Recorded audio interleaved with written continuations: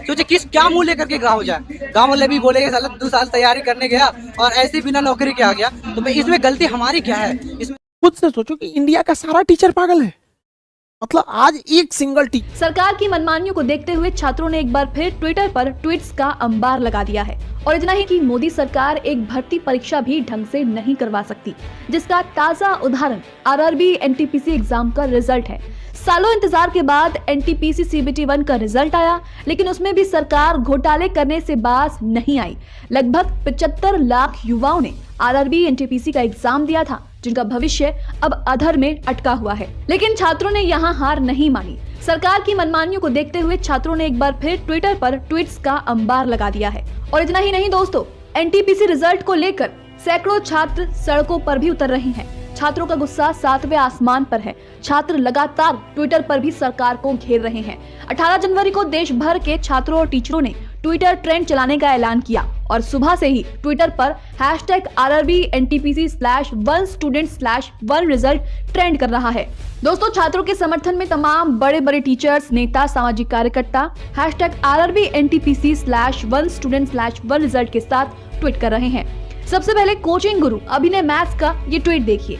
अभिनय मैथ्स छात्रों के समर्थन में ट्वीट करते हैं, जो भी हो छात्रों की भलाई के लिए होना चाहिए। #RRBNTPC/1student/1result। NSUI के प्रेसिडेंट नीरज कुंदन ट्वीट करते हैं, SSC joining delay, SSC normalization scam, NTPC and group D exam delay, NTPC result scam, no jobs for railway apprentices, Modi government ruin future of student. यानी कि मोदी सरकार छात्रों के भविष्य को तबाह कर चुकी है। पॉलिटिकल एक्टिविस्ट हंसराज मीना भी ट्वीट करते हैं, प्रिय आरआरबी, पिछले 3-4 वर्षों से कठिन अध्ययन करने वाले छात्रों के जीवन के साथ मत खेलो, कृपया संशोधित परिणाम जारी करें। AFP न्यूज की पूर्व डायरेक्टर रांडा हबीब छात्रों के समर्थन में ट्वीट करती हैं। त्रिपुरा प्रदेश यूथ कांग्रेस के ऑफिशियल ट्विटर हैंडल ने भी छात्रों के समर्थन में ट्वीट किया है। एनटीपीसी एग्जाम रिजल्ट स्कैम को लेकर छात्र ट्विटर पर लगातार डिजिटल प्रोटेस्ट तो कर ही रहे हैं, इसके साथ ही सैकड़ों की संख्या में छात्र सड़कों पर भी उतर गए हैं। एनटीपीसी रिजल्ट स्कैम से गुस्साए छात्रों ने कई जगह रेल भी रोकी है। इन वीडियोस में देखिए किस तरह छात्र आक्रोशित होकर सड़कों पर उतर आए हैं। त्योहार यूं प्यार से बुलाया न कर, बिन नौकरी यूं गाँव जाना अच्छा नहीं लगता। सोचे किस क्या मुंह लेकर के गाँव जाए।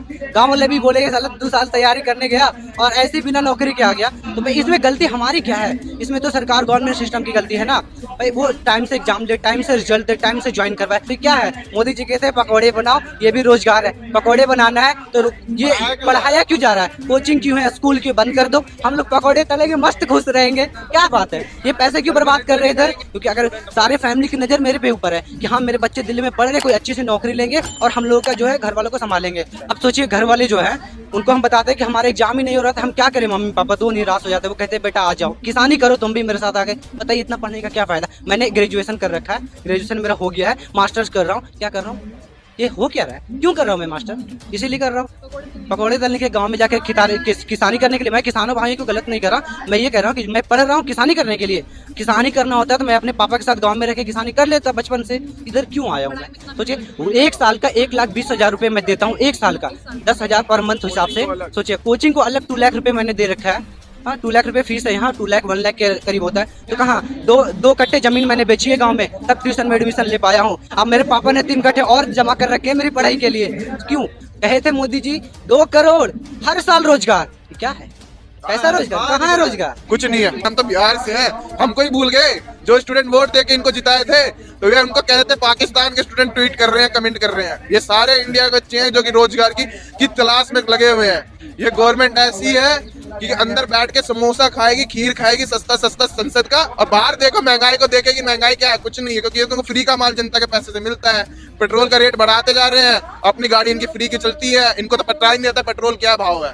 इंजीनियरिंग बीटेक करके बच्चे आते हैं और क्या मीम बनता है? यूं चने तल रहे हैं रोड के साइड में, जूते सिल रहे हैं। ये क्या? इसीलिए हम लोग बीटेक किए थे भाई। कहते हैं सरकार की भाई ये लोग तो आंदोलन जीवी है। हमारे देश को स्वतंत्रता जो दिलाए थे वो भी आंदोलन जीवी ही थे भाई। असहयोग आंदोलन, सविनय अवज्ञा आंदोलन और जो आंदोलन चले हैं ना वो सारे आंदोलन ही थे। हमने उन्हें चुन करके यूं नहीं भेजा था कि आप जाइए वहां पे जाकर के बैठिए और अंधे और बहरे हो जाइए।